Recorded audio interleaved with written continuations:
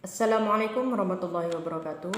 Hai semua, salam kenal. Saya Aldila, mahasiswa Prodi Pendidikan Kimia Fakultas Keguruan dan Ilmu Pendidikan Universitas Muhammadiyah Pontianak. Pada kesempatan kali ini, melalui video ini saya akan mempresentasikan tentang konsep sistem informasi manajemen. Pada pembahasan kali ini, pokok bahasan yang akan saya bawa yaitu pertama, pengertian sistem informasi. Kedua, peran sistem informasi manajemen sekolah. Yang ketiga, badan sistem informasi manajemen sekolah. Dan yang keempat, pemrosesan data informasi. Baik, kita ke pengertian sistem informasi manajemen. Menurut Raymond McLeod Jr. mendefinisikan sistem informasi manajemen sebagai suatu sistem berbasis komputer yang menyediakan informasi bagi beberapa pemakai yang mempunyai kebutuhan yang serupa. Sedangkan menurut James A.F. Stunner, sistem informasi manajemen yaitu metode yang formal yang menyediakan bagi pihak manajemen sebuah informasi yang tepat waktu, dapat dipercaya untuk mendukung proses pengambilan keputusan bagi perencanaan, pengawasan, dan fungsi operasi sebuah organisasi yang lebih efektif. Sedangkan menurut Davis, sistem informasi manajemen adalah sebuah sistem yang terintegrasi antara manusia dan mesin yang mampu memberikan informasi sedemikian rupa untuk menunjang jalannya operasi, jalannya manajemen, dan fungsi pengambilan keputusan di dalam sebuah organisasi. Dalam The Encyclopedia of Management, sistem informasi manajemen adalah pendekatan yang direncanakan dan disusun untuk memberikan bantuan piawai yang memudahkan proses manajerial kepada pejabat pimpinan. Jadi, dapat disimpulkan bahwa sistem informasi manajemen merupakan jaringan prosedur pengolahan data yang dikembangkan dalam suatu organisasi dan disahkan bila diperlukan untuk memberikan data kepada manajemen untuk dasar pengambilan keputusan dalam rangka mencapai tujuan. Data-data tersebut diolah oleh manajemen untuk menjadi sebuah informasi. Peran sistem informasi manajemen sekolah. Menurut George M. Scott, sistem informasi dapat dipergunakan secara nyata untuk mengendalikan operasi, strategi, perencanaan jangka pendek dan jangka panjang, pengendalian manajemen, dan pemecahan masalah khusus. Batasan ini menggambarkan peran sistem informasi manajemen dalam menentukan langkah-langkah organisasi. Berikut pendampingan pada proses pelaksanaan pemecahan masalah dalam sebuah organisasi tidak menutup kemungkinan mendapat acuan solusi dari beberapa sistem informasi manajemen. Dengan demikian, sistem informasi manajemen berperan dalam membantu tugas-tugas manajemen, mulai dari proses planning atau perencanaan, organizing atau pengorganisasian, actuating atau penggerakan, hingga controlling atau pengawasan.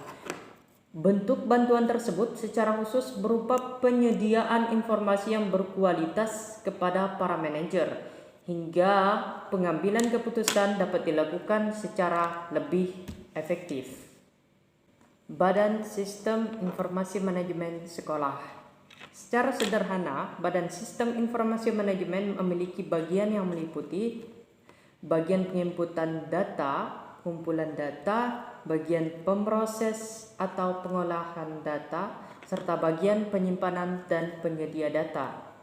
Dalam bagian-bagian terdapat seorang koordinator yang bertugas mengkoordinir pada semua bagian dan bertanggung jawab langsung pada manajemen puncak atau kepala sekolah. Personal yang terlibat dalam sistem informasi manajemen sekolah. Pertama ada bagian pengumpulan data, yang kedua ada bagian penyimpan data, yang ketiga ada bagian pemroses data, dan yang keempat ada bagian pemrogram data. Pengembangan sistem informasi manajemen sekolah. Tahapan-tahapan yang perlu dilalui dalam pengembangan sistem informasi menurut Xia Gian adalah: pertama, identifikasi masalah. Yang kedua, melakukan studi kelayakan atau feasibility study. Artinya, suatu studi perlu dilakukan untuk mengetahui seberapa jauh pengembangan sistem informasi itu mungkin dilaksanakan, ditinjau dari semua segi permasalahan seperti tenaga kerja, waktu yang tepat, penggunaan informasi yang dihasilkan. Yang kedua ada hasil feasibility study. Disampaikan kepada pimpinan organisasi untuk diterima atau ditolak. Jika ditolak, berarti tujuan sistem informasi itu harus ditinjau kembali. Sebaliknya, jika diterima, maka kegiatan selanjutnya dapat dilakukan. Kemudian menyelesaikan desain sistem yang terperinci. Kemudian pembinaan sistem apresiasi bagi pemakai bersamaan dengan penyusunan program-program pelaksanaan. Dan yang terakhir yaitu sistem informasi dilaksanakan diikuti oleh suatu cara penilaian yang kontinu supaya sistem informasi itu dapat disempurnakan. Pemrosesan data informasi. Sumber-sumber fakta dan data. Data dapat diperoleh dari berbagai sumber serta berupa berbagai bentuk. Menurut Gordon P. Davis, data adalah sekelompok teratur simbol-simbol yang mewakili kuantitas, tindakan, dan benda yang berbentuk dari karakter yang dapat berupa alfabet, angka, maupun simbol-simbol khusus. Kemudian frekuensi pengumpulan data. Frekuensi pengumpulan data dibedakan dalam dua jenis, yakni data kondisi dan data operasi. Data kondisi berhubungan dengan sebuah titik waktu tertentu, sedangkan data operasi adalah data yang mencerminkan perubahan data dalam periode tertentu. Frekuensi pengumpulan data harus dilakukan secara terus-menerus dan berkesinambungan. Frekuensi pengumpulan data disesuaikan dengan tingkat akurasi, relevansi, dan batasan waktu. Kemudian transformasi informasi. Transformasi informasi adalah sekumpulan proses dalam mengelola sistem informasi. Fungsi transformasi informasi adalah memberikan kelancaran dan efisiensi dalam memproses data menjadi informasi, sehingga menghasilkan informasi-informasi yang bermutu. Kesimpulan, sistem informasi manajemen merupakan jaringan prosedur pengolahan data yang dikembangkan dalam suatu organisasi dan disahkan bila diperlukan untuk memberikan data kepada manajemen untuk dasar pengambilan keputusan dalam rangka mencapai tujuan. Data-data tersebut diolah oleh manajemen untuk menjadi sebuah informasi. Peran utama sistem informasi manajemen sekolah adalah untuk proses planning atau perencanaan, organizing atau pengorganisasian, actuating atau penggerakan, hingga controlling atau pengawasan. Sekian presentasi yang dapat saya sampaikan pada video kali ini.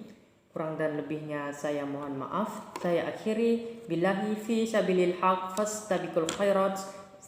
Assalamualaikum warahmatullahi wabarakatuh. Sampai jumpa.